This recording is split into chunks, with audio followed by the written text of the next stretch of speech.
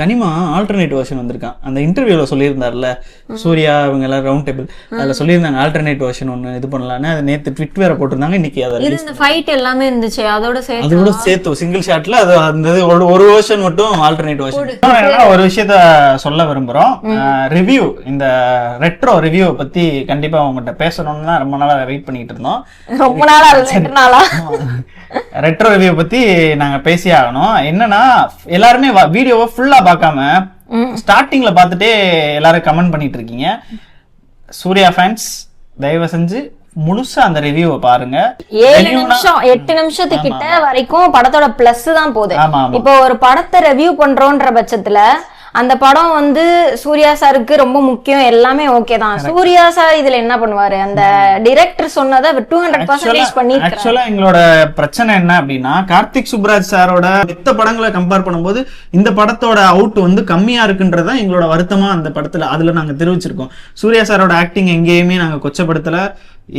மிச்ச கோ ஆக்ட்ரஸோ இல்ல வேற யாரையுமோ டைரக்டரே நாங்க எந்த இடத்துலயும் கொச்சப்படுத்தி பேச இதுல என்ன ஒண்ணுன்னா, இப்போ ஒரு ஹை ஸ்டாண்டர்ட் செட் பண்ணிட்டாரு அவரு ஃபர்ஸ்ட் படம்.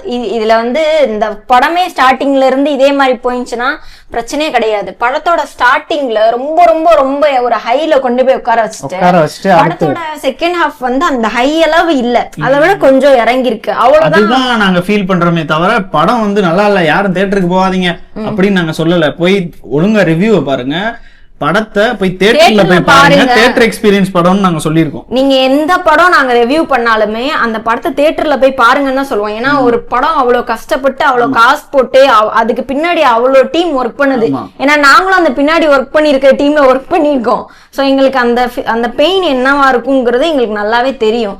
சோ படத்தை நிறைய பேர் வந்து ரொம்ப மோசமாலாம் ரிவ்யூ பண்றாங்க, என்னன்னே தெரியாம படத்துக்கே போகாதீங்க, படத்துக்கே போக கூடாதுன்ற அளவுக்கு எல்லாம் படத்துல அவ்வளவு பெரிய பிரச்சனை இல்ல.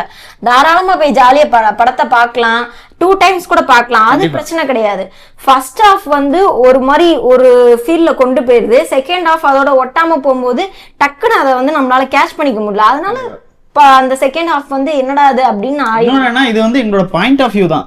இது வந்து நாங்க வந்து நாங்க பாக்குறோம், எங்களுக்கு இது வந்து தப்பா தெரியுது, இது எங்களுக்கு கம்மியா இருக்கு. நாங்க ஒரு ஆடியன்ஸ் தான், ஆக்சுவலா ஆடியன்ஸா நாங்க அதை ரிவ்யூவா கொடுக்குறோம். அதுல வந்து நாங்க இதை வந்து நீங்க இப்படிதான் சொல்லணும், அதை அப்படிதான் சொல்லணும்ன்றதெல்லாம் அது இன்னும் நிறைய பேர் என்னன்னா, நீங்க என்ன பெரிய ஹாலிவுட் டைரக்டரான்லாம் கேக்குறாங்க. ஆமாயா, இல்ல ஹாலிவுட் டைரக்டர் தான் வந்து இங்க உட்கார்ந்து ரிவ்யூ பண்ணணும்ன்ற ஒரு விஷயமே கிடையாது. சாதாரண ஒரு பாமர மக்கள் யாருனாலும் உட்கார்ந்து நம்ம ரிவ்யூ பண்ணலாம். ஏன்னா நான் அதுக்கு காசு கொடுத்து படம் பாக்குறேன்.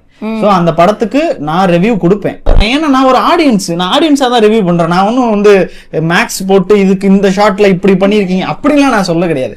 படம் நான் ஆடியன்ஸா பாக்குறேன், எனக்கு இதுல குறையா இருக்குப்பா, இது எனக்கு குறையா இருக்குப்பா, இதை ஏன்பா இப்படி பண்ண, ஏன்பா இதை இப்படி பண்ண. என்னன்னா எங்களோட ஒப்பீனியன், நான் வந்து சாதாரணமா ஒரு ஆளா படத்தை பாக்குறேன். ஒரு விஷயம் டெக்னீஷியன்ஸ் பத்தி தெரிஞ்சிருச்சுன்னா அவன் வந்து ஒரு மைண்டோட படம் பார்ப்பான். இப்போ ஒரு செட் ஆஃப் பீப்புள் ஏன் பிரிச்சு வச்சிருக்காங்க, இவங்களுக்கு அவனுக்கு என்ன புரியுதோ அதை வச்சுதான் அந்த படத்தை பார்க்க முடியும். சோ நாங்க ஒரு ஆடியன்ஸா இருந்து பாக்குறப்ப எங்களுக்கு இது ஃபீல் ஆச்சு. அதை தாண்டி படம் இப்படி இருக்கு, இதா இருக்குன்றனால நாங்க வந்து எங்களை நம்பி நிறைய பேர் சேனல் பாக்குறீங்க, ரிவ்யூ கேக்குறீங்க. அப்ப அவங்களுக்கு நாங்க வந்து கரெக்டான ரிவ்யூ தான் கொடுக்க முடியும். சும்மா ஒரு பேச்சுக்கு நல்லா இருக்கு சூப்பரா இருக்குன்னு சொல்லிட முடியாது. ஜிபியூக்குமே நாங்க நல்லா இருக்குன்னு சொல்றதை தாண்டி மைனஸும் சொல்லியிருக்கோம். ஆமா, அதெல்லாம் ஏத்துக்கிட்டாங்க மக்கள், அதை ஏத்துக்கிட்டாங்க. இப்ப இந்த ரெட்ரோக்கு வந்து இது எல்லாருமே குருட்டாம்போக்குல சொல்லவும் அவங்களால ஏத்துக்க முடியல. அப்படிலாம் இல்ல, எல்லாரும் கண்டிப்பா போய் படத்தை கண்டிப்பா பாக்கலாம். ஏன்னா அவ்வளவு மெனக்கிட்டு இருக்காங்க, அவ்வளவு விஷயமும் இருக்கு படத்துல. என்ன ஒரு பிரச்சனைனா, இத ஒரு வெப் சீரிஸா எடுத்திருந்தாங்கன்னா வேற லெவல்ல போயிருக்கும். வேற ஜானர் போனப்ப இந்த கதை வந்து ருக்மணிக்காண்டி தான் ஸ்டார்ட் ஆயிருக்கு. ஃபினிஷ் பண்ணும்போது ருக்மணி என்ன ஆனாங்கன்னே தெரியாம அவங்க பாயிண்ட் ஆஃப் வியூல எதுவுமே இல்லாம போச்சு. ஏன்னா ருக்மணியை அவ்வளோ டீப்பா நம்ம மனசுல பதிய வச்சுட்டாங்க சூர்யா சார் சைடுல இருந்து. கண்டிப்பா ஒவ்வொரு சீன்லயும் அழுக வருது. நிறைய விஷயங்கள் வந்து ஃபுல்லா சொல்லாம விட்டுருக்காங்க, முழு கதையோ சொல்லாம பாதியா கட் பண்ணி நிறைய விஷயங்கள் சாப்பிடாதான் இருந்துச்சு. நிறைய விஷயங்களை ஃபுல்லா சொல்ல விடாம பாதியா இருந்தனாலதான் நம்மளுக்கு செகண்ட் ஹாஃப் அதை ஃபீல் பண்ண முடியும். அதுதான் எங்களோட பெர்ஸ்பெக்டிவ். பண்ற அளவுக்கு சீன்ஸ் இல்லன்றது மட்டும்தான் எங்களோட இதா இருந்துச்சு. மத்தபடி படத்தை கண்டிப்பா தியேட்டர்ல போய் பாருங்க, செம்ம படம். போதும் இதுக்கு மேல பாப்போமா? கனிம வாழ்க்கை லுக்க பாருடா. வாய்ஸ் பாருங்க கொஞ்சம் டிஃபரெண்ட் மிக்ஸ் பண்ணாத வாய்ஸ். வாங்கடே வாங்கடே ரீஸ்டார்ட் ரீஸ்டார்ட். நீ ஆட்ரி ருக்மணி. ஏய் இது இந்த பீட் ஜிகர்தண்டா பீட் அப்படியா? தெரியுதா? ம். அந்த சாங் வரும்ல அந்த பீட். இது இருந்துச்சுல அது. ஆமா இது இருந்துச்சு.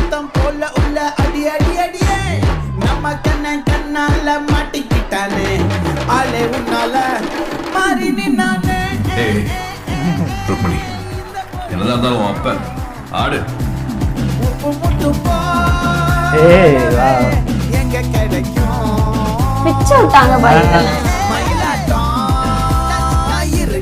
பரவாயில்ல அந்த சாங் இடையிலே இப்படி வர்றது நல்லா இருக்கு. அவரோட ரியாக்ஷன் எப்படி மாறுது பாரு மனுஷங்க. இதெல்லாம் நார்மல் வெர்ஷன் தான். இதெல்லாம் லிப்சிங்ல எடுத்திருக்காங்கப்பா. ஒண்ணும் இல்ல வா இனி சார் பொண்டாட்டியோட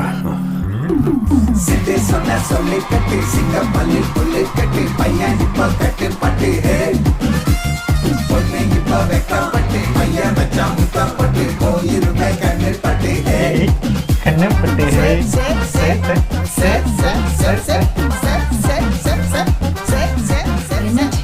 அப்பா மறுபடியும் கூப்பிடுறாரு. கீழே போயிட்டு உடனே வந்தாரு. ஒரே நிமிஷம். மாப்பிள்ள இப்போலாம் ஒரு ஆட்டத்தை போடுவாரு பாரு. இதுல பீட் கம்மியா இருக்கு தெரியுதா? ஓ அதான் மாத்திருக்காப்ல. பீட் பத்தலைன்னு சவுண்ட் பத்தல அப்படின்னு. அவரோட ஃபேஸ் ரியாக்ஷன் பாரு. திரும்பின செகண்ட் அந்த ஃபைட்லாம் போடல. ஆனா செம்மையா உண்மையிலே அந்த வெர்ஷனுக்கு இந்த வெர்ஷன் வந்து பெட்டர் வெர்ஷன் தான் கொடுத்துருக்காங்க நமக்கு தியேட்டருக்கு. என்ன ஆமா இது அவர் சொல்லும் போது அது நல்லா இல்ல சார் அப்படின்னு இன்டர்வியூல சொல்லியிருந்தாரு. அந்த பாட்டு நல்லா இல்ல சார் அப்படின்றாரு. இவங்களுக்கெல்லாம் பிடிச்சிருந்திருக்கு. கார்த்திக் சுப்ராஜ் இவருங்க யாரு சூர்யா சார் இவங்களுக்கெல்லாம் பிடிச்சிருந்திருக்கு அந்த இந்த பாட்டு இந்த வெர்ஷன் பிடிச்சிருந்திருக்கு. இதை வச்சுதான் ஷூட் பண்ணியிருக்காங்க. ஷூட் பண்ணக்கு அப்புறம் திரும்பியும் போஸ்ட்ல மாத்துவாங்க.